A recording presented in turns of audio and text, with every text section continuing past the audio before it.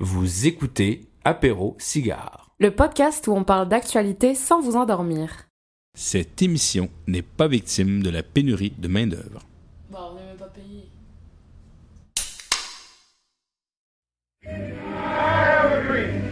Yes, we can. Touchdown on the moon.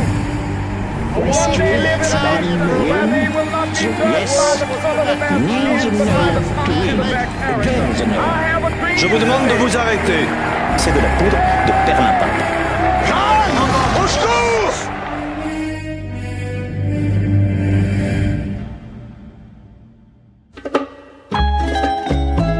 Salut tout le monde et bienvenue à ce tout nouvel épisode et aussi une toute nouvelle saison d'Apéro Cigare. Apéro Cigare, c'est l'émission où on parle d'actualité sans vous endormir. Je m'appelle Jeffrey, votre co-animateur et j'ai l'immense plaisir de partager cette émission avec une personne que je qualifierais, je dirais, entre un mélange entre Cardi B et Jean-Luc Mélenchon, Hélène Bernardo. Allô! Salut! C'est ta meilleure introduction à vie, Jeffrey, merci. C'est la seule que j'avais préparée à date. C'est parfait. Mais là, j'ai la barre est très très haute pour les prochains, fait que j'aurais peut-être pas faire ça en fait. Écoute, ça annonce une nouvelle saison, c'est fun. Et c'est ça, il faut se démarquer. Hélène, cette semaine, on va parler de revendications salariales, de négociations, de syndicats, littéralement chaque fin d'année avec mon évaluateur. Mais, mais on a un invité de marque cette semaine, je pense que tu peux nous présenter. Oui, cette semaine, on est avec Éric Gingras, qui est le président de la CSQ, donc la Centrale des syndicats du Québec. Bonjour. Bonjour. Vous êtes enseignant de formation au primaire, impliqué dans le milieu syndical depuis 1997, responsable des dossiers de négociation nationale, de politique publique, de relations intersyndicales, d'équité salariale et de dossiers internationaux. Vous êtes aussi l'auteur de Plaidoyer pour un syndicalisme actuel aux éditions Somme Toute. Qu'est-ce que ça mange en hiver? Un président qui fait ça ou une organisation syndicale? Un peu tout. Un On peu a le temps tout. d'en parler. Écoutez, premièrement, merci de l'invitation. Très apprécié. Toujours intéressant de sortir parce que bien souvent, on est interrogé sur des trucs du quotidien, des trucs très, très d'actualité. Donc là, on sort un peu de ça. Donc, merci beaucoup pour l'invitation. Globalement, un président de syndicat, surtout d'une centrale syndicale, parce que c'est ce qui nous distingue. Hein? Il existe plusieurs organisations syndicales. Il existe 4 centrales au Québec. Puis une centrale syndicale, il y a une particularité très grande dans le type de syndicalisme qu'on mène. C'est-à-dire qu'on ne regroupe pas qu'un seul type ou catégorie d'emploi. Mais bien, c'est une multitude. Que ce soit du privé, du public, du communautaire, que ce soit différentes catégories, que ce soit des enseignants, du personnel de soutien, des gens qui gagnent plus cher, des gens qui gagnent moins cher, des gens qui ont des permanences, des gens qui sont précaires. Donc, c'est vraiment une multitude et une centrale s'implique aussi socialement. Donc, oui, c'est important de parler de conventions collectives. Oui, c'est important de parler justement de négociations, mais on parle d'autres choses aussi. On veut assurer un lobby des travailleuses, des travailleurs. On veut assurer de militer pour une société plus juste, plus équitable. Donc ça fait toujours partie. Puis des fois, on le perd, on l'oublie. Puis même nos membres, il faut être en mesure de bien passer ce message-là de ce qu'on fait. Puis là, vous me posez la question, qu'est-ce que ça mange? Mais bien honnêtement, puis de façon très transparente, il y a des membres qui ne le savent pas. Et ça, c'est un enjeu, là. Comme organisation, il faut s'assurer que tout le monde, tous nos membres sachent ce qu'on fait. Et pour être en mesure après ça d'intervenir, mais oui, on intervient auprès du gouvernement. On va prendre la parole quand il est temps de parler du budget de la province, des choix budgétaires. Et comme président, assumer un leadership dans tout ça, une coordination aussi avec tout ce monde-là. Quand on représente 200 000 membres à la CSQ, avec 11 fédérations, regroupements, associations, c'est beaucoup de gens, des gens qui ont des fois des intérêts différents, divergents, mais il y a tellement plus qui nous rassemble que de choses qui nous divisent. Je dirais pas que mon travail est facile, mais ça rend ça intéressant, ça rend ça le fun. Puis c'est avec l'équipe avec qui on travaille aussi qui rend ça intéressant. J'ai quasiment un goût de donner des Kleenex sur le bord, là, c'était émouvant. J'étais ému. Mais il se passe aussi beaucoup de choses. Récemment, on a vu même un article hier qui est sorti dans la presse au niveau de... j'ai dit le mot hier. Bon, c'est fait, on est dans le temps, c'est réglé temporellement. Mais qu'est-ce qui a marqué positivement ou négativement vos derniers moments en termes étoiles, briques? Y a-t-il quelque chose qui... Ouais. Mais est-ce que je peux le prendre sur plusieurs mois, hein, quand même? Cette année. Écoutez, je pense que ça démontre avec mon... j'ai étoile, c'est étoile. Oui. J'allais dire soleil. Ça doit être une déformation professionnelle Qu'est-ce que d'enseignant. vous m'engagez Non, mais honnêtement, je suis enseignant de formation j'étais ça, primaire, hein? Fait que, en soleil, en tout cas. Ouais, exactement. Ouais. Donc étoile, et ça démontre, je pense, comment on sort des conventions collectives. Quand je dis que, je dirais, l'étoile des derniers mois, ça a vraiment été la mise en place, le vote à l'Assemblée nationale de la nouvelle loi sur le travail des enfants. Donc, une étoile au gouvernement? Ben, une étoile à nous qui avons travaillé. Puis non, mais c'est important de le dire. Ben, ça, c'est un bel exemple, ça. On est capable de dire que le gouvernement, des fois, fait des bonnes choses. Alors, déjà, c'est important de le dire, mais on a travaillé fort. Puis ça s'est fait par consensus avec les organisations patronales. Hein, il existe le CPQ, le Conseil du patronat du Québec, différentes autres organisations, je ne les nommerai pas toutes, et les organisations, les centrales syndicales.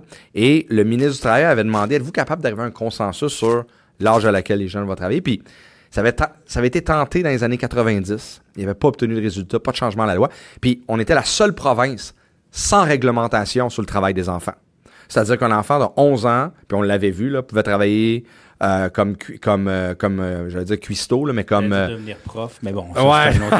c'est un autre on y débat.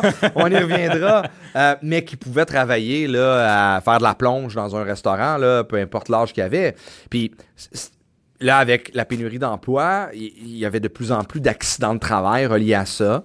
On a réussi à arriver à un consensus avec les organisations patronales. Et on a donné ça au ministre. Puis je vais vous dire que puis c'est vrai et je ne ferai pas semblant qu'il y a juste la CSQ, nos collègues des autres organisations syndicales ont fait le travail aussi, mais nous qui représentons beaucoup de gens de l'éducation, il y avait un enjeu important sur l'importance de garder nos jeunes à l'école. Parce qu'au-delà des accidents de travail, il y a l'importance de garder l'esprit à l'école, l'esprit à pas décrocher, l'esprit à être vraiment en mesure d'être accroché au monde de l'école, puis de la persévérance académique, etc. Puis on a réussi, puis il y a beaucoup de vent de face, comme on dit, là, même que dont le gouvernement faisait face. On a fait énormément d'entrevues pour placer le discours dans l'espace public. Là, il y avait un appui de la population, puis on est arrivé donc avec un gouvernement qui est allé de l'avant avec le consensus. Puis on en est fiers. Ça, c'est un bel exemple. Puis ça va rester au Québec. Au Québec, comme je l'ai dit, seule province où il n'y en avait pas de règles. Là, il y en a. Et 14 ans le minimum pour travailler. Et ça, c'est bien. Donc, ça, bien intéressant. Donc, voilà. C'est un des trucs intéressants. Puis, m'avait demandé aussi le bout moins le fun. Le bout moins le fun, c'est la brique de la semaine. La brique de la semaine. Ou de l'été. Ouais. Ah, ben. Pas obligé d'en donner, mais on peut. Ah, ben là, je vais vous en donner une facilement. OK. Le psychodrame de la négociation du secteur public au Québec. On n'est pas capable de faire différent. Puis on essaie, là. Mais on dirait qu'on veut, le gouvernement qui négocie les conventions collectives là, de plus de 600 000 employés du secteur public, il aime ça nous mettre dans le carcan, là. Les syndicats, les pas fins. Ça va être long, ça va prendre 1 an et demi à négocier. Il va y avoir du drame dans l'espace public. La présidente du Conseil du Trésor va dire que ça n'a donc pas de bon sens. Là, les syndicats vont devoir dire « Ben non, c'est pas vrai! » Puis là, se déchirer notre chemise là, dans l'espace public parce que il y a un spin médiatique et politique à donner de là-dessus. Vraiment, là. C'est une telenovela Ah, c'est québécoise, ridicule. là. C'est ridicule. Puis, on était 11e saison. Ah non, mais c'est ça. Mais on était les premiers à dire, on peut faire ça différemment, là. Assoyons-nous. Hein? On peut faire ça en quelques mois. Voici vos objectifs. Voici les nôtres. Puis on est sérieux. Go, on y va. Le gouvernement dit, ben oui, mais je te donnerai pas tout de suite mes meilleurs chiffres ou mes meilleures augmentations parce que je veux négocier. Je vais avoir l'air tough parce que ma base électorale... Fait qu'on est pris toujours là-dedans. On va jouer le jeu. Mais je trouve qu'on pourrait avoir tellement mieux pour les membres qu'on représente et tellement mieux pour la population qui ont ces services-là. Alors vraiment, là, ça, c'est une brique. Malheureusement, je m'avais posé la question à la dernière négo, j'aurais probablement donné la même brique. Et j'ai bien peur que si on se revoit après cette négo-ci dans une future ronde de négociation, au rythme où vont les choses, j'ai bien peur que je vous donne la même brique, là, mais je ne m'aventurerai pas jusque-là. Là, mais ça, je vous dirais que c'est ma brique des derniers mois. C'est une brique intemporelle. Là. J'ai peur qu'elle le soit, ouais, qu'elle le reste. Mais bon, j'aspire à ce que le mouvement syndical s'adapte à la société, aux travailleuses, aux travailleurs. Les demandes, la réalité sont pas les mêmes. J'espère que l'employeur fait la même chose et que le gouvernement comme employeur peut le faire aussi. Donc, c'est un souhait. C'est une étoile, une brique et un souhait. Génial. Ben, regarde, on redéfinit l'émission. C'est nouveau. Je voulais pas redéfinir votre émission. Bon, parfait. Merci beaucoup. Si on revient à la base, parce qu'on s'adresse quand même à monsieur, madame, tout le monde, on essaye d'apprendre ici à Apéro-Cigare. C'est quoi un syndicat? C'est quoi le syndicalisme? Qu'est-ce que c'est? À qui vous vous adressez? Qui ça concerne? Vers où on va? C'est quoi? À la base, le syndicalisme, c'est un regroupement de travailleurs qui décident de s'unir pour être en mesure de faire valoir ses demandes, ses objectifs, ses besoins. Donc, face à un employeur, et on fait un contrat de travail. Puis, fait particulier, là, puis ça c'est important de se le rappeler, même si on n'est pas syndiqué, il existe des règles, il existe un plancher, les normes du travail. Tout le monde connaît ça. Les normes du travail fait qu'il y a un certain nombre d'heures qu'on peut travailler, un certain nombre de jours, d'heures par jour. Il y a des journées de congé qui sont prévues. Hein? Tout ça là, existe, qui s'appelle les normes du travail. Ce qu'on fait lorsqu'on forme un syndicat à la base, c'est qu'on décide de prendre ce plancher-là puis de le monter. Donc, au lieu d'être le salaire minimum, ça aussi, c'est une norme du travail. On ne peut pas payer moins que le salaire minimum au Québec. Donc, on dit, nous, on pense qu'en étant tous regroupés à cause du travail qu'on fait, on mérite 2 $ de plus de l'heure, on mérite 15 $ de plus de l'heure. Donc, on décide de monter en fonction de l'argumentaire qu'on va définir. Donc, à la base, c'est ça. Mais je dois dire qu'au Québec, et notamment avec le syndicalisme de centrale syndicale, on dépasse ça. On s'implique socialement aussi. Et ça, on n'a pas peur de le dire. C'est un lobby des travailleuses et des travailleurs. Et les travailleuses et les travailleurs sont aussi des citoyens. Donc, quand le gouvernement fait des choix budgétaires, de baisser les impôts, il faut rappeler aux gens ce que ça veut dire quand même baisser les impôts. Oui, c'est un peu d'argent dans tes poches, comme citoyen, mais tout est dans tout, c'est des vases communicants, donc tu vas avoir moins de services à la population. Est-ce que c'est ce qu'on veut? Nous, nos membres, puis en plus à la CSQ, la majorité de nos membres œuvrent dans les services publics. Ils disent, tout le monde aime les services qu'ils reçoivent. Souvent, ils disent qu'il n'y en a pas assez. Manque de profs, manque de professionnels, manque d'infirmières. On ne peut pas baisser les impôts et avoir les deux. Puis ça, c'est drôle, puis souvent, on fait des sondages au Québec, puis on pose les deux questions. Aimeriez-vous avoir une baisse d'impôts? Oui. Aimeriez-vous avoir plus de services? Oui. Mais ça ne marche pas de même. On ne peut pas. Fait que c'est le genre de choses où on prend parole dans l'espace public. Je pense qu'il faut bien le faire, par exemple. Il faut être à l'écoute de ce que nos membres ont à dire. Mais un syndicat, c'est ce que ça fait. Donc, sur 2 volets. Oui, ça négocie des conventions collectives, mais c'est beaucoup plus que ça. Je donne l'exemple de budget, mais je pourrais parler d'environnement. Je pourrais parler de la réalité, notamment toute la réalité des femmes. Hein. CSQ, là, c'est 80% de femmes qu'on représente. Donc, très, très impliquées avec toute la réalité des femmes, que ce soit dans des règles du travail, comme les congés de maternité, etc., mais dans la vie de tous les jours, la place des femmes dans la société. Donc, ce genre de débat-là, c'est ce qu'on fait au quotidien, mais sans oublier qu'à la base, regroupement de travailleuses, de travailleurs. Récemment, il y a eu au fil des ans, il y a différents éléments au niveau des syndicats, mais on dirait que récemment, il y a comme pas une certaine haine, mais les gens, les syndicats le voient un peu plus négativement. Y a-t-il une raison pourquoi ça a changé? Ouais. Ça fait quand même assez longtemps là, que les syndicats ont quand même mauvaise presse. Là. C'est pas depuis hier. Il faut toujours faire attention parce que si on demande aux syndiqués, puis ça a déjà été fait, il y a beaucoup de sondages qui ont été faits comme ça à l'interne, qui sont pas nécessairement publiés parce que c'est moins intéressant pour monsieur, madame, tout le monde. Mais lorsqu'on demande à un syndiqué s'il est content d'être syndiqué, les chiffres sont grands. OK? Donc, on est dans les 70, 75, 80%. OK? Donc, ça, c'est important de se le dire. Lorsqu'on demande à tout le monde, ceux qui ne le sont, ceux qui ne le sont pas, là, les chiffres descendent beaucoup.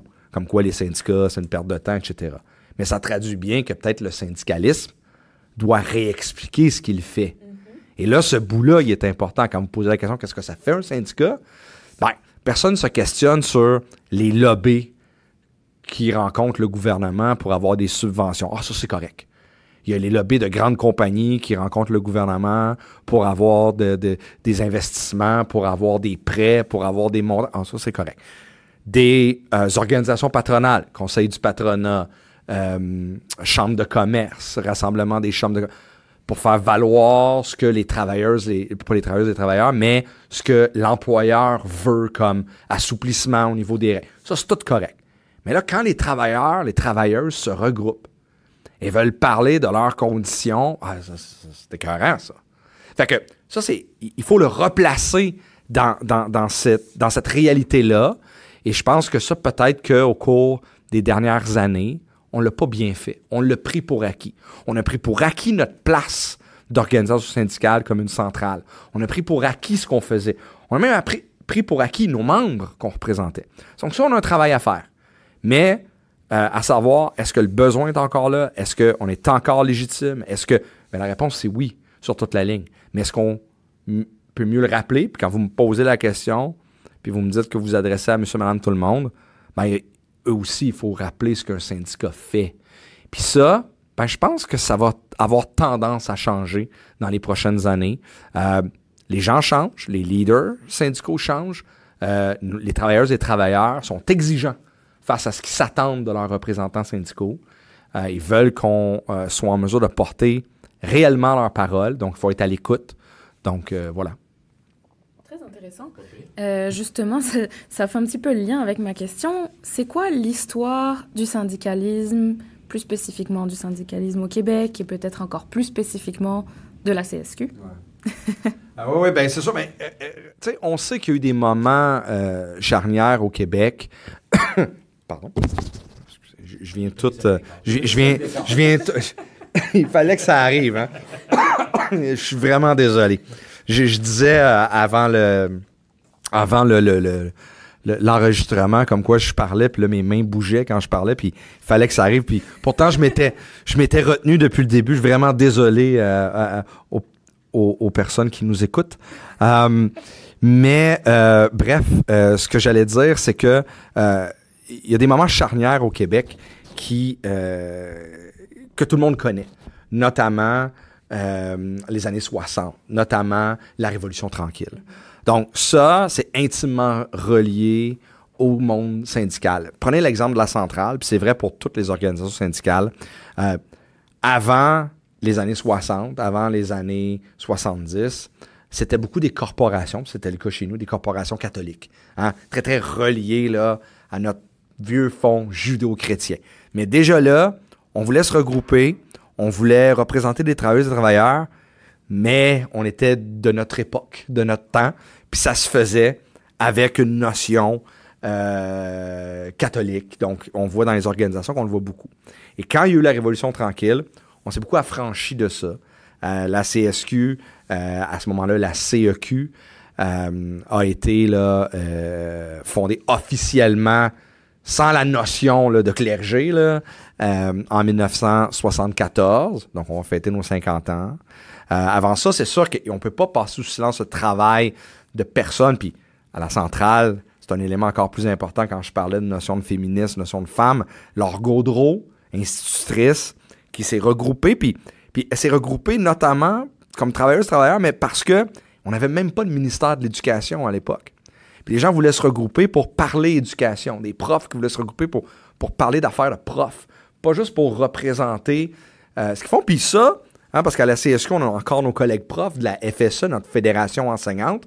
Ben, ils ont toujours en tête la notion de défendre l'aspect professionnel de leur job. Puis ça, souvent, on se dit, pourquoi ils font ça? Pourquoi ils parlent de pédagogie, le syndicat? Laure Gaudreau, en 1936, elle en parlait. Puis c'était le fondement même de ce qu'elle voulait faire. Donc, ça, c'est une particularité pour notre organisation, la CSQ. Donc, on voit, donc je reviens avec ce qu'on disait, la Révolution tranquille au Québec, donc le changement, donc il y a eu création des différents ministères, etc. Il y a eu des grandes batailles qui ont été menées face au secteur privé à travers le Québec, des batailles dans les années 60, puis je dis bataille, et c'était vrai, là, hein, on tapait sur les travailleuses et les travailleurs, là. Il y avait du sang qui coulait pour revendiquer à travers les différentes années, puis On a réussi à gagner. Il y a eu il y a eu le Front commun de 72 qui a été historique aussi. Les organisations se sont mis ensemble. On a même eu des représentants syndicaux qui sont allés en prison pour ça. On l'a vu à travers les années. Donc, et bien souvent, là, les gens appellent ça l'âge d'or du syndicalisme. Et souvent, lorsqu'on entend ceux qui dénigrent le syndicalisme en 2023, ils disent « Ouais, dans ce temps-là, c'était important. Ça, on comprend, mais plus maintenant. » C'est sûr que les batailles maintenant, mais la société comme ça, sont plus pareilles, là. Je m'attends pas à mener une bataille et me retrouver en prison. On n'est plus là. La société a changé. Mais est-ce qu'il y a des batailles qui sont encore importantes à mener? Ben oui. L'équité salariale, homme-femme, c'est 2005. Ça, c'est pas 1936 avec Mme Laure Gaudreau. C'est 2005. Bon, vous allez me dire, ça fait 18 ans. 18 ans, est-ce que ça fait longtemps ou pas? Pour moi, je trouve que ça fait pas longtemps, mais je dois être vieux. Mais c'est 4 ans après l'âge pour travailler. Donc, non, mais c'est ça. Ça fait que cette bataille-là, c'était en 2005. Les congés de paternité, les 5 semaines pour hommes, là, pour que les hommes puissent être avec leurs enfants, ça fait pas longtemps. C'est une bataille qui a été menée autour des années 2010. Donc, est-ce que c'est nécessaire? Mais c'est moins éclatant que c'était. C'est vrai. Mais il faut continuer à faire avancer la société.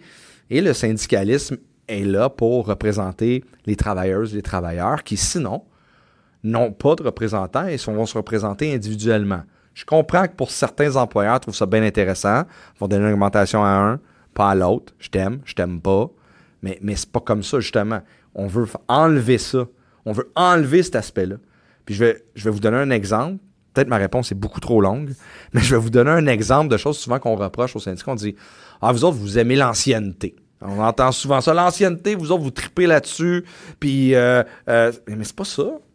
Il n'y a pas d'autres critères qui nous permet de tracer à savoir qui on choisit en premier lorsque les personnes ont les mêmes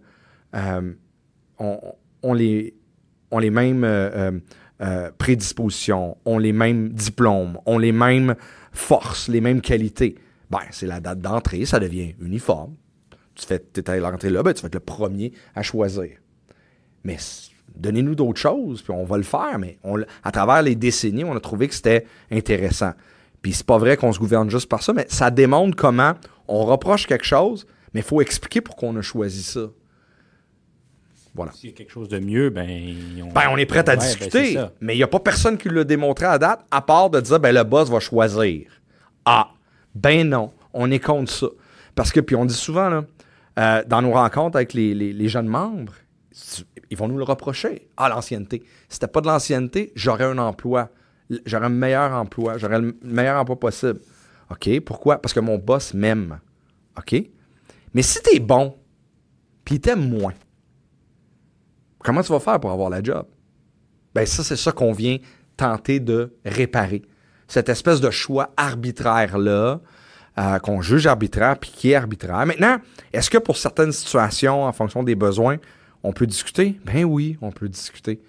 Mais dans les médias, c'est comme si on était fermé. Alors, je reviens au spin médiatique que je disais tantôt. Là, on veut nous mettre dans une petite boîte parce que c'est mieux comme ça. Voilà. Oui, pas de boîte à apéro. 3 micros. La boîte de notre technicien de son, mais sinon... éducation, c'est un gros sujet ces temps-ci quand même. Oui, puis ça fait complètement partie de votre ADN puisque l'histoire du CSQ repose sur les progrès qu'on a fait pour les personnes qui travaillent en éducation. Ça va du CPE jusqu'aux universités. Est-ce que vous pouvez nous parler un petit peu des actions qui sont menées en éducation par la CSQ? L'actualité récemment, c'est l'Université Laval qui était en grève. On a aussi beaucoup parlé des CPE au cours de la dernière année. Fait que le micro est à vous. Oui, mais c'est important. Puis encore là, c'est des batailles. C'est des batailles qui sont encore importantes. Plus que nécessaire, je vais commencer avec les éducatrices. Les éducatrices, les CPE, c'est une bataille qu'on a menée. Il y a beaucoup de comparaisons qui ont été faites, à savoir que au début de cette négociation-là, avec nos collègues de la FUPEC, qui est notre organisation qui représente, notre fédération qui représente notamment les éducatrices, tout le personnel aussi qui œuvre dans nos CPE notamment, c'était le DEC le moins bien rémunéré au collégial. Donc, si tu choisissais d'aller faire un DEC, à la sortie, avec cette formation-là, c'était celui qui payait le moins. Comme par hasard, c'est des femmes. Déjà là, on voit très bien le pattern, puis après ça, on pourrait se parler du secteur public. Des profs, c'est des femmes, moins bien payées. Les infirmières, des femmes, moins bien payées. Certains diront que c'est un hasard. Je ne crois pas. Donc, déjà, on part comme ça. Donc, les éducatrices, c'est une bataille qui a été importante. Les augmentations ont été importantes. Maintenant, est-ce que le gouvernement l'aurait fait? Puis souvent, on se fait dire ça. Ouais, mais le gouvernement, il l'aurait fait même si vous n'aviez pas fait ça. Je suis désolé, on n'y croit pas. Et ça mérite toujours une bataille. Puis ça, c'est le genre de choses qu'on a fait. Et ça a été un bon gain, mais c'est pas terminé. C'est pas terminé. Il faut continuer, notamment pour les collègues intervenantes qui font ça à la maison. Hein. On a vu comment c'est important. C'est difficile de trouver des places en garderie, que ce soit en CPE, que ce soit aussi nos intervenantes en petite enfance là, qui font ça chez eux. On voit comment, avec les pénuries, il y en a de moins en moins qui le font. Donc, ça prend des places. On veut justement que les femmes aillent au travail, qu'ils aient l'opportunité de le faire. Pardon. Donc, il faut être en mesure de pouvoir faire ça. Donc, on continue. C'est d'ailleurs une bataille que nos collègues de la FIPEC vont faire parallèlement à ce qui se fait présentement en éducation. Là. Tantôt, on faisait la blague comme quoi c'est difficile de trouver des profs. Là, puis maintenant, on dirait qu'à partir de 18 ans, c'est correct. Là, peu importe ta formation, tu peux aller enseigner. Mais c'est un enjeu important. Là. C'est un enjeu important. Est-ce que c'est ça qu'on veut au Québec? Donc, ça va prendre... Et ce qui est malheureux là-dedans, là, c'est qu'il y a 5 ans, 6 ans, 7 ans, on sonnait l'alarme sur la pénurie à venir. Et M. Roberge, alors qu'il était au début de son mandat de ministre, il y a 5 ans de ça, disait qu'il n'y en avait même pas de pénurie. Non, c'est pas vrai. C'est une rareté de main-d'œuvre à certains endroits. Ils m'ont dit, ouais, mais ça va être... Et pourtant, on ne nous écoutait pas. Puis là, on avait l'air des chialeux.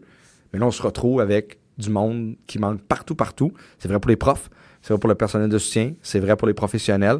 Il manque du monde partout. Donc ça, c'est une bataille qu'on va continuer à mener. Une bataille, je dirais, tantôt on parlait de briques intemporelles. Ça, c'est une bataille intemporelle ou éternelle, mais qu'on est prêt à mener quand même parce qu'il faut améliorer les conditions de travail. Il y a le collégial dont on parle jamais.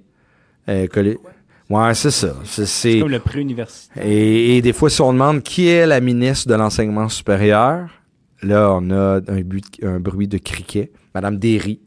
Oui, Madame Derry. Oui. On connaît M. Drainville pour l'éducation. On connaît M. Dubé pour la santé. Mais Mme Derry, si on suit son Twitter, on voit qu'elle va quand même rencontrer les étudiants, mais quand vient le temps de parler du réseau, beaucoup plus difficile, c'est pas une priorité du gouvernement. Donc ça aussi, il va falloir se battre pour ça. Le financement des universités, mais aussi garder l'importance des diplômes. Parce que là, il y a un enjeu, puis on entend beaucoup de travailler ça, on entend beaucoup dire ça chez les organisations patronales. Les formations sont trop longues. Il faut diminuer les formations. Ou même... plus aller dans nos écoles, mais faire des formations en entreprise. Ça va tout régler. Bien, c'est là que le syndicat chiale un peu. Chiale un peu parce qu'il dit, bien, premièrement, on forme des travailleuses et des travailleurs, mais des citoyens aussi. Ça, c'est important. Deuxièmement, un employeur, là, c'est bien, beaucoup de jobs. Un employeur qui montre comment faire une job. On a toujours donné l'exemple, parce que c'est un débat qui existait il y a une vingtaine d'années à la formation professionnelle. On a toujours donné l'exemple des soudeurs, là.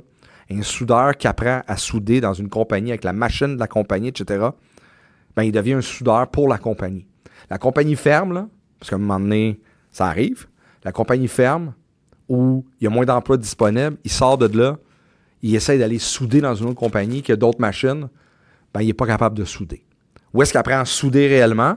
Dans une formation. Alors, c'est pour ça, mais malheureusement, dans un clip de 30 secondes, bien souvent, à la télé, on a de la misère à expliquer tout ça. Fait que là, on est rendu à devoir justifier à quoi sert l'éducation? Oui, de plus en plus. Et il existe au Québec plusieurs endroits où les centrales syndicales, les différents regroupements communautaires, toutes sortes d'organisations et organisations patronales se réunissent pour parler d'emploi, pour parler de travail. C'est le cas notamment avec la CPMT, la Commission des partenaires du marché du travail, on est tous là. Et c'est le discours qu'on entend. Les formations sont trop longues. Donc, on ne forme pas de travailleurs assez vite.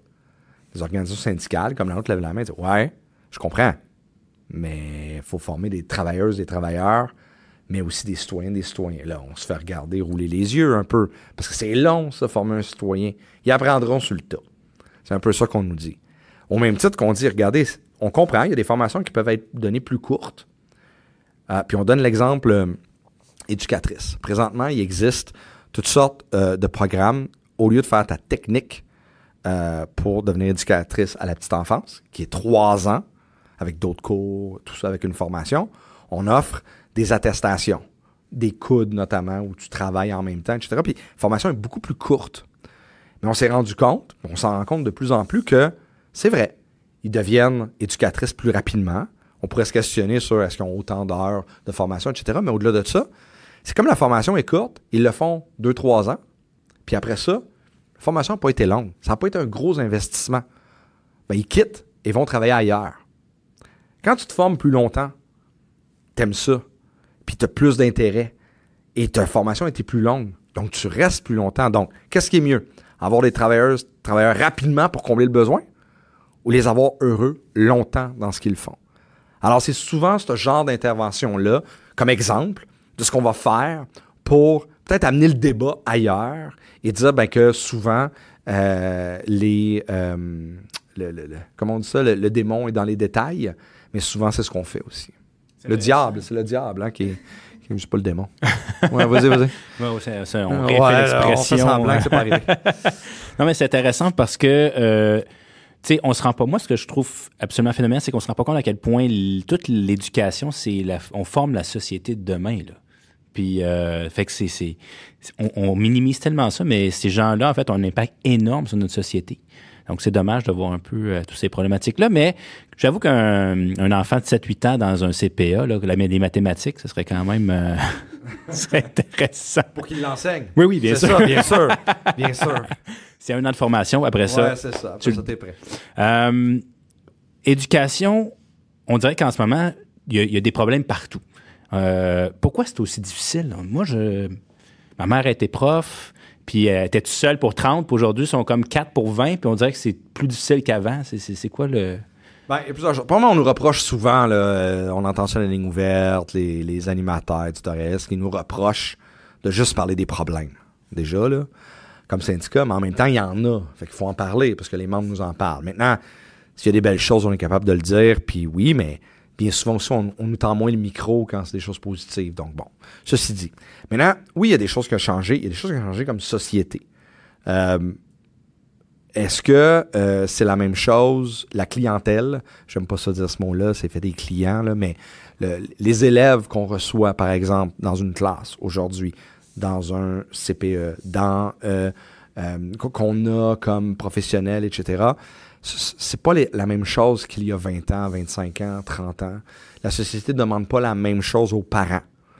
La société a changé, a évolué. Les besoins ne sont pas les mêmes non plus. Mais aussi, c'est que les attentes ne sont pas les mêmes. Un exemple. Il y a une 30aine d'années, un enfant qui avait des problèmes à l'école, il y avait des choses qui étaient correctes. Le faire doubler, c'était correct. Il y avait... soit que l'élève était un trouble de comportement ou il était en retard. C'était une difficulté d'apprentissage. Mais on a évolué. Tant mieux, on a évolué. On s'est rendu compte que des fois, sa difficulté d'apprentissage était reliée au fait qu'on identifie qu'il est une diagnostic du spectre de l'autisme. Ben là, c'est plus les mêmes besoins. Avant, là, il y avait juste une difficulté d'apprentissage. Fait qu'on travaillait avec. Et dans cette classe-là, il pouvait y avoir toutes sortes de diagnostics non diagnostiqués parce qu'on n'était pas là comme société. On est là maintenant. Alors, ben oui, c'est plate. Ça nécessite plus d'intervention, plus de professionnels. Les enfants, est-ce qu'ils avaient les mêmes troubles avant? Ouais, peut-être, mais ils n'étaient pas diagnostiqués. Puis on disait, il n'est pas bon. Fait qu'il va doubler. Là, maintenant, c'est plus ça qu'on attend. On attend ce que les jeunes, probablement, les parents n'aiment pas ça quand leur enfant double. Je le comprends. Veulent de l'aide. Veulent qu'on sache c'est quoi son problème. Veulent qu'on l'aide. C'était pas comme ça tout à fait avant, là. Avant, là, on disait, on va le mettre dans un... Puis il ira en formation professionnelle, il deviendra mécanicien. Ça n'a plus de sens aujourd'hui, là. Tout le monde a des droits. On veut que tout le monde ait les mêmes droits. Puis c'est correct.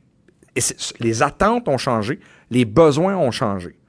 Et après ça, j'ajouterais aussi qu'en éducation, on a fait les frais de coupure énormes, là. Tournant les années 90 avec l'atteinte du déficit zéro sous Lucien Bouchard, on a coupé en éducation, on a coupé en santé. Il y avait trop d'infirmières.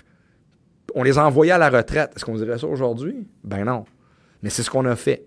Après ça, dans les années après 2005, on a aussi eu des problèmes où le gouvernement a décidé de couper.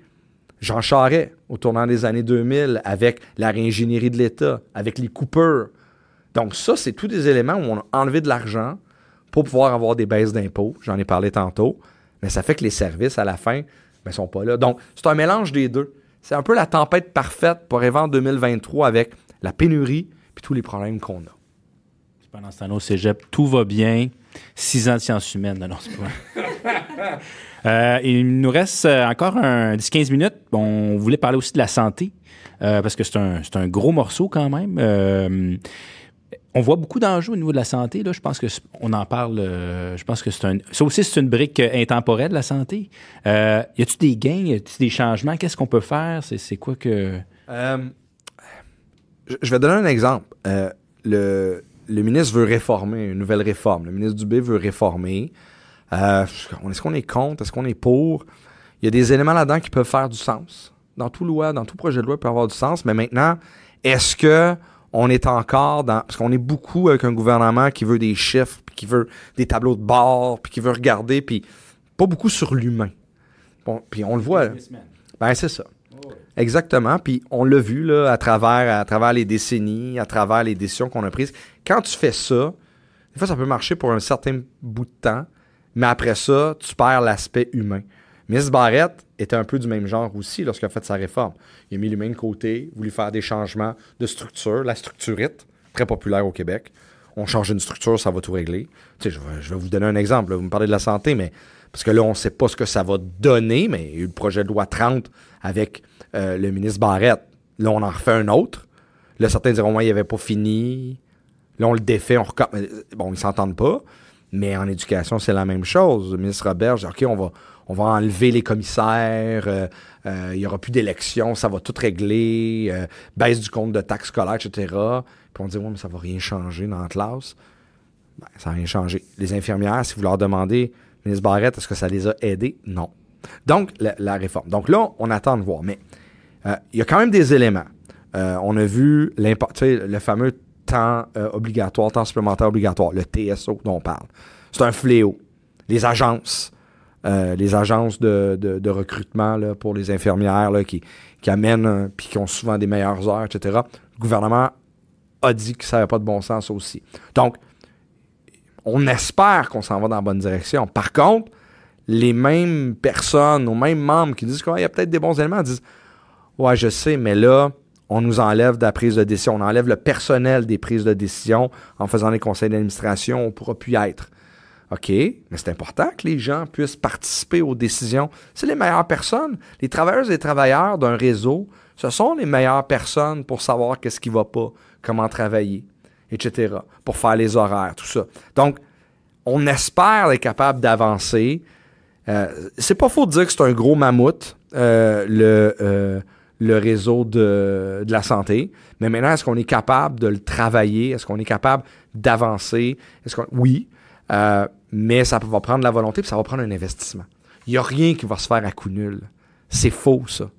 Et c'est souvent ce que le gouvernement tente de faire. Dire, on va faire ça, on va donner avec une main, mais on va retirer avec l'autre. Puis ça, en 2023, on a démontré que ça n'avait pas de bon sens. Et encore, on est dans la même rengaine présentement avec les négociations de conventions collectives. On est prêt à vous donner ça, mais ça va prendre une convention collective plus souple. Il va falloir vous... Ça, là, c'est une façon... Même dans le secteur privé, là, les entreprises négocient même plus de même. Parce qu'ils ont besoin. Ils ont besoin de monde. Ils augmentent les salaires. De quoi tu as besoin? Conciliation travail-famille. De quoi tu as besoin, etc., etc. Et on en a perdu ça. On négocie dans le secteur public. Et les plus pessimistes, les plus complotistes, vous diraient que c'est peut-être voulu, que le gouvernement veut assoiffer comme ça son secteur public pour après ça faire rentrer le privé et qu'il n'y en ait plus. Bon. Moi, je suis pas du genre à penser des grands complots comme ça. Mais c'est sûr qu'il se prend des décisions. Tu dis, ben, si tu voulais faire ça, là, c'est pas mal ça que je ferais. Mais moi, je préfère dire qu'il y a des visions qui s'affrontent. Mais en même temps, on est là justement pour proposer des choses aussi. Là. Mais est-ce que c'est vrai de dire que la place du privé a augmenté au niveau des dernières années? Oui. Puis c'est vrai que ça a augmenté. Puis ça, je vais donner un bel exemple aussi pour ça. Là. La place du privé a augmenté. On est à 20 quelques %. Le ministre Dubé, le premier ministre, a parlé même de la mise sur pied de mini-hôpitaux privés. Là. Ça devrait s'en venir. Puis il a mis quelqu'un très, très, très à gauche, là, Yuri Chassin. Ça, c'est un sarcasme parce qu'il est à droite et il vient de l'Institut économique du Québec. Là. Donc, on comprend où il s'en va. Là. Donc, ça, on comprend bien. Mais en faisant ça, en ayant le privé comme ça, on voit très bien que ce qu'il dit, c'est « Ouais, mais ça va être les petites affaires. » Ben oui. Et après ça, ils vont nous dire que ça marche. Parce que les petites affaires marchent. Là. Et il donnait l'exemple là, pour les yeux, là, les opérations, comment ça s'appelle quand... les cataractes. Les cataractes. Les opérations avec les cataractes. Bon. Ouais, mais ça, là... C'est une petite opération, puis le privé, il va bien s'en... Puis là, on va nous dire, hey, ça va bien, il fonctionne. Ouais. Mais le problème d'un hôpital, là, c'est quand il y a une personne qui arrive avec un problème, puis que chez lui, il est seul. Avec ça, il y a une déficience, il y a un trouble du spectre de l'autisme. Et là, il arrive dans le réseau, puis il y a un problème de hanche. Mais il y a d'autres problèmes aussi, là. Ça, là, les hôpitaux privés ne vont pas s'en occuper de ça. Après ça, on va nous dire que ça marche du côté du privé. Alors, on voit très bien comment, tantôt quand je parlais de complot, là, c'est sûr que quand tu fais ça, mais en même temps, c'est normal. Si moi, je suis du secteur privé, puis je veux me manifester dans un appel d'offres pour une mini-hôpital privé, ben, je vais dire, ben moi, je vais faire le remplacement de hanche, je vais faire le genou, les cataractes, puis telle autre affaire, par exemple. OK. Puis là, vous allez me dire que ça marche, puis là, le bloc opératoire fonctionne, puis les gens veulent aller travailler, puis ça va être beau. Ouais, mais tous les autres problèmes, c'est pas ça au quotidien, un hôpital, là. C'est pas ça, là. On enlève l'humain aussi. Là. Et voilà, puis on enlève l'humain, puis on pense aux chiffres. Tantôt, je parlais de tableau de bord. Le tableau de bord. Là, ça va nous dire que, ouais, ça fonctionne, les listes descendent, tout ça. Puis après ça, ben, on va nous dire que le privé fonctionne mieux, puis etc., etc. Donc, c'est important de se le dire. Puis c'est un choix, puis c'est un choix de société. On pourrait décider comme société que c'est plus ça qu'on veut, mais je le répète, autant les gens disent que ils veulent payer moins d'impôts, il n'y a pas personne qui remet en question le fait qu'ils veulent avoir des services gratuits. Là. Ça, moi, j'ai pas entendu ça. Bon, à part certains qui, justement, ont des salaires pour se permettre de payer pour tout. Mais monsieur, madame, tout le monde, là, avec un salaire moyen au Québec, on pense que les services, probablement, sont pas bons. Souvent, c'est ce qu'on dit, les services sont pas bons, ou sont pas adéquats, ou sont pas assez. Il en manque, mais ils en veulent, puis ils veulent qu'ils soient gratuits. Donc ça, ce message-là, c'est de lui dire, continuons à investir intelligemment. On ne dit pas d'aller go partout. On est prêt à discuter, s'asseoir, comme organisation syndicale, comme des gens qui représentent les différents milieux. Puis dans ce sens-là, ben c'est pour ça qu'il y a de l'espace. Maintenant, c'est sûr qu'en disant tout ça, est-ce que je suis pessimiste, optimiste? Moi, je pense qu'on peut toujours améliorer les choses. Puis, à un moment donné, c'est le retour du balancier. Là, on espère pouvoir faire avancer les choses avec les projets de loi qui sont là. Puis c'est vrai en santé, c'est vrai en éducation. Puis pas de projet de loi au collégial. Fait que c'est un peu... Le collé quoi? Ouais, c'est ça. Quels sont les enjeux qui s'en viennent cet automne pour conclure? C'est sûr qu'au niveau du Québec en général, pour nos organisations syndicales, pour la CSQ, c'est sûr que les négociations vont avoir un rôle important. Ça, c'est certain. Autant les négociations du secteur public, donc collégial, secteur scolaire, là, primaire, secondaire, formation professionnelle, éducation des adultes, la santé, les services sociaux. c'est une ronde importante. Il manque de monde, il faut les attirer, puis il faut garder ceux qui sont là. Donc, très, très important. Collision peut-être à prévoir avec le gouvernement parce qu'il y a une vision encore, je disais, archaïque de la négociation où je veux pas mettre beaucoup, puis je vais décloisonner, puis c'est toi qui vas me donner, puis tu vas en faire plus. Le monde ne peut plus en faire plus. Les éducatrices, j'ai mentionné, ça c'est un élément important. Mais il y en a d'autres aussi au niveau de la société, notamment l'intelligence artificielle. Ça c'est un élément, là, puis on n'en a pas parlé encore, là, mais l'intelligence artificielle, c'est un enjeu important pour, par exemple, les membres du collégial, les profs du collégial, parce que ça, c'est très, très au quotidien, là. Tu demandes des travaux, puis il va sur ChatGPT, puis...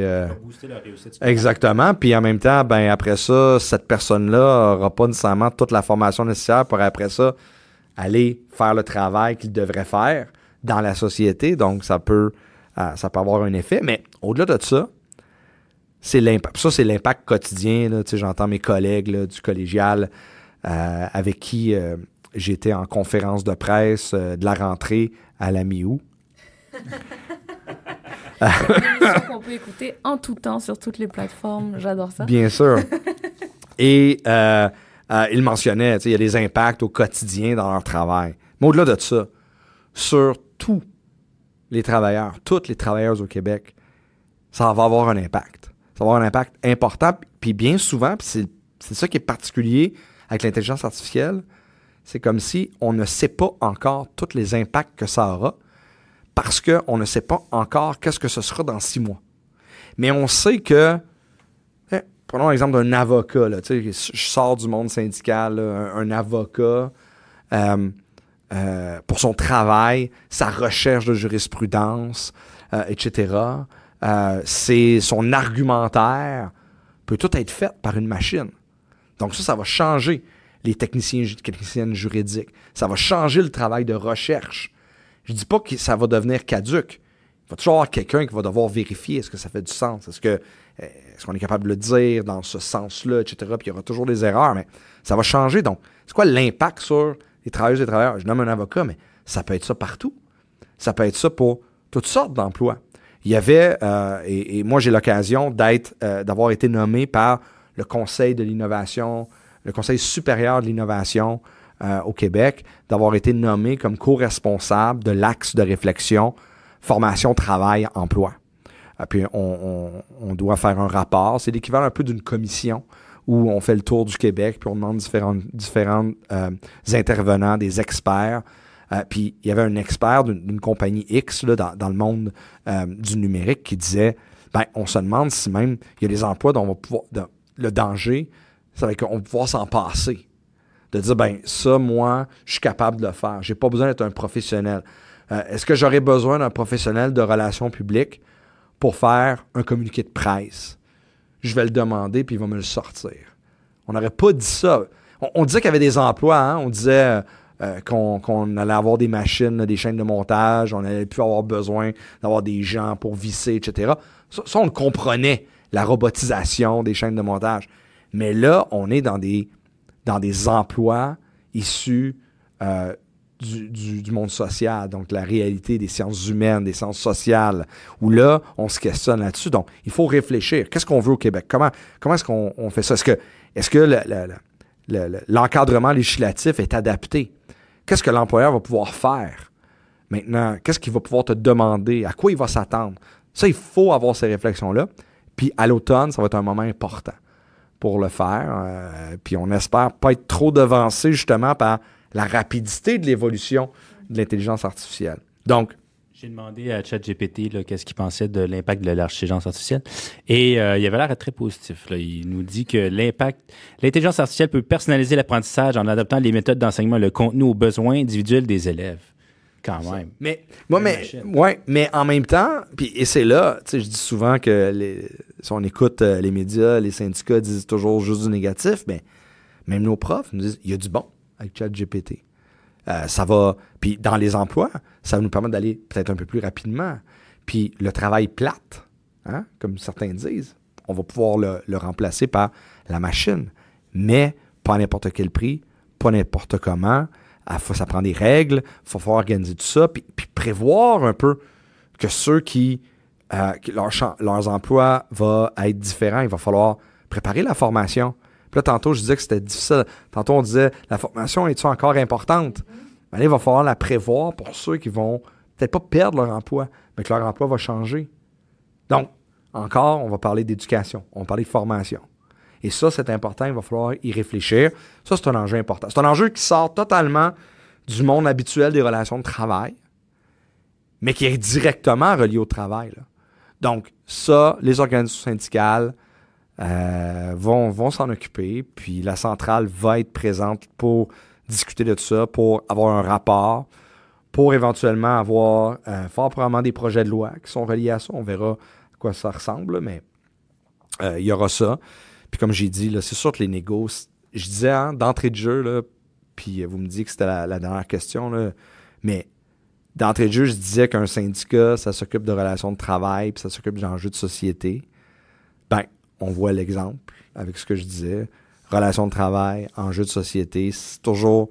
Les deux sont tellement reliés. L'intelligence artificielle, un enjeu de société, mais tellement important au niveau des relations de travail, au niveau du monde du travail, au niveau de l'emploi. Donc, tous ces éléments sont interreliés, puis les organisations syndicales s'occupent de tout ça. Il ne faut pas oublier l'humain. J'ai l'impression que c'est un beau fil rouge aussi là-dedans. Ça, écoutez... C'est notre thème, je pense. Ouais, mais... Et ça, les membres nous disent tout le temps...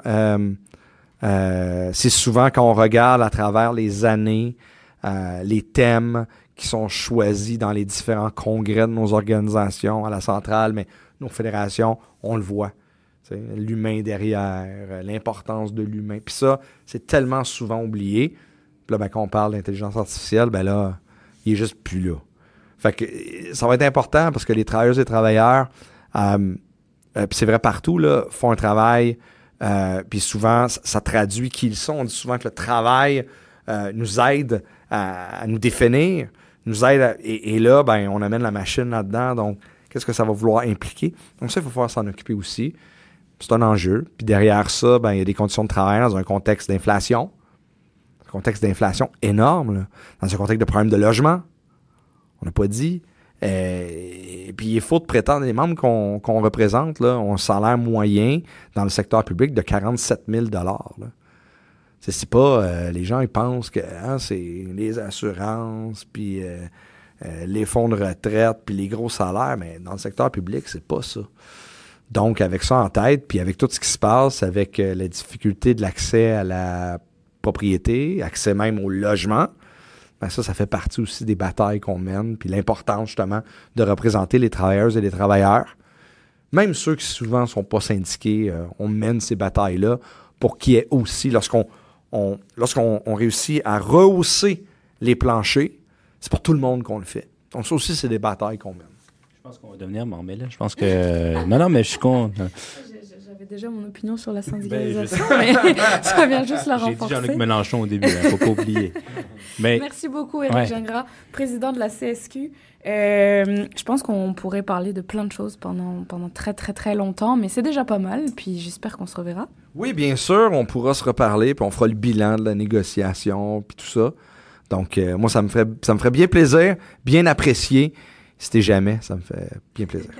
On sait vous retrouver. Oui, et voilà. Merci.